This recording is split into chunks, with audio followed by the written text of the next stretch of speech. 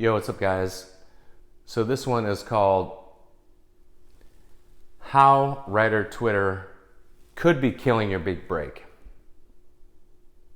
That's a bold statement, Jason. Where does this come from? I'll explain it to you. So after, my pylon and the other guy's pylon, the WeSee pylon, and sidebar real quick on that, I have no sympathy for that guy because he was, he piled on me, back when, and one of my first ones, and blocked me. So, hey man, what comes around goes around, bro. But at the same time, I recognize that these pylons are not healthy for writer Twitter. Writer Twitter could be an amazing place, but it isn't. It's full of so much toxic shit. Watch. So after his pylon, I'm like, you know what? There's some people who I've not seen around writer Twitter lately, and I'm like, I wonder if they're still on. So I pull up like 10 people and they're all gone. Okay? Who am I talking about? Am I talking about staff writers? No. Oh, managers? No. Oh, I know who you're talking about. Agents, right? You're always talking about agents. Nope, not them. But them included. I'm talking about the bosses. Oh, showrunners. No. I'm talking about the showrunner's boss. The people who greenlight shit. The people who write the fucking checks for that shit. Them. I know someone's going to try to get me on that. I understand that they don't actually write the checks themselves. I get it's business affairs, okay? Calm down. Let's move past it. Okay, so I reached out to a couple of them and said, did you bounce? And they said, yes. And I said, why? And they said, because Twitter's a fucking shit show. I came on to, give advice and this kind of shit. And by the way, these people are the ones that should be doing the Ask Me Anything. Talking about like fucking heads of studios and shit like this. Heads of production companies, big ones, huge ones. You promise you want your shit to go to them. But what's fucked up about that is that some of the writers, especially older writers, don't get into that pylon shit. And they're like, I stay away from it, man. And the fucked up thing about it is, the people who start the pylons don't even give a fuck that it's hurting these writers, because some of these writers, that is their only way to connect with someone at that level. Connect with decision makers. When decision makers are leaving Twitter altogether based on writer Twitter bullshit, that's a problem in my mind. And if writer Twitter doesn't give a fuck, then cool, let it burn to the ground. I don't care. I can already call people. But some of these people cannot. And I'm rooting for some of these people. Because I think some of these people are talented, and I think they get the industry. And they stay out of the bullshit. But I do think it's completely unfair to keep doing these pylons and not care that those pylons are pushing out the decision makers and fucking big agents and whatever the fuck else, and hurting these people, hurting their chances. That could be killing the big break, because we all know that getting that big break, the first break, is the hardest one, man. That definitely is the hardest one. I know it's hard to stay in the game, but the hardest one is to break into the game. That's just a fucking fact. And so, in my opinion, I don't know who the kings and queens of writer Twitter are. I got kicked out a long time ago. But I think it's imperative. This is just my recommendation. I think it's imperative that they form a fucking coalition of, you know, whatever, 3 people or whatever it is. You know, 3 is a consensus. So to squash these fires before everyone who's a decision maker and every fucking agent that can get your shit to a decision maker who might be in a good mood that day and read some of these people leaves. And then all that's left is writers trying to break in, commiserating with each other in a fucking vacuum. That does not seem wise to me. Just my opinion. You know?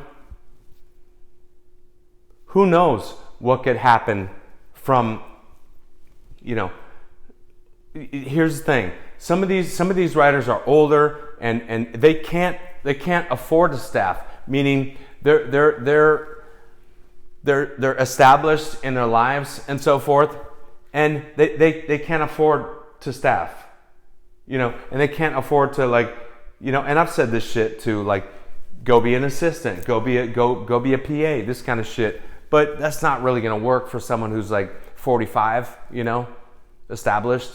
It's not gonna work. And they got kids and a family, all this kind of shit. They can't do that, especially when they're not even in LA. You know, and I know how hard it is to get a rep. I've talked to plenty of writers, dude, after 350 plus calls. Plenty of writers who are produced multiple times and have been staffed multiple times. Neither one of them have a fucking agent. That's how hard it is. You know, so when you're making it that much harder for people who are in different states, like Iowa or Kansas or Louisiana, for example. I'm thinking of a few writers that I think are talented and they get the game. You know?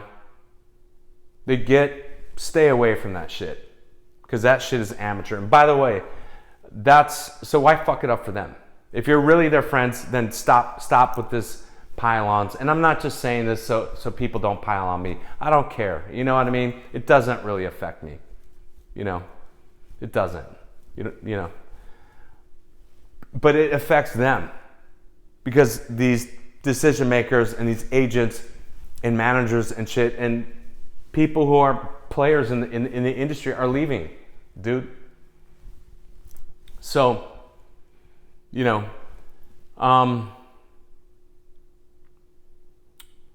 and some of these older people, I'll wrap it up with this. Some of these older people, all they want to do is they don't want to be on staff. You know, they just want to, you know, be able to get their scripts to high level people. I'm not going to name any companies in this.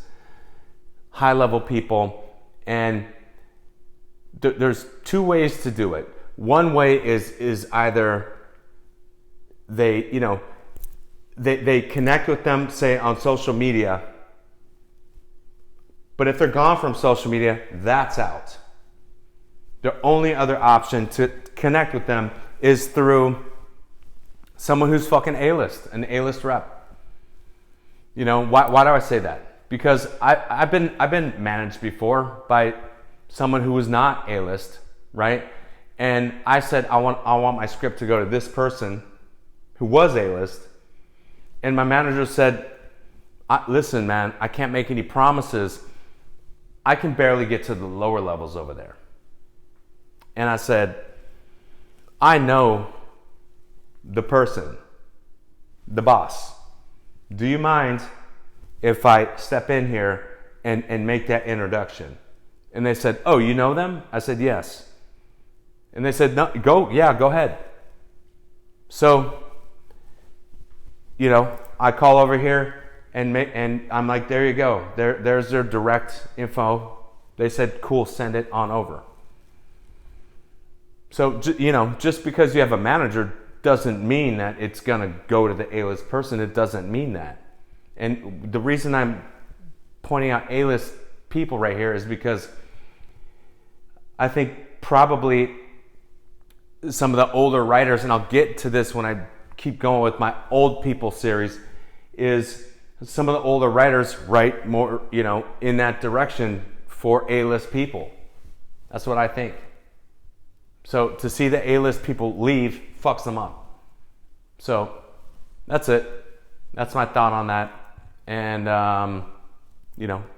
good luck, especially to the older people. And hopefully this shit settles down, and hopefully writer Twitter can figure out how to do something positive instead of focusing on all this negative energy.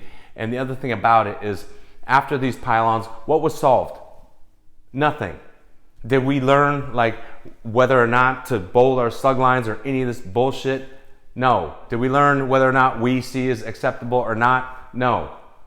We learned nothing from it. It's just a big time suck. And if you're the leader of these pylons, understand that I can see right through it. I know that you're just procrastinating. That's time you could spend networking, and why do you have all this time? Why do you have all this free time? It's usually the writers who are out of work who start this bullshit. Usually. You could tell, because then they go on Twitter and say, hey, I'm available if anybody wants, a staff writer, this kind of shit. It's a waste of time all the way around. Okay? So that's my thought. Later, guys. Good luck.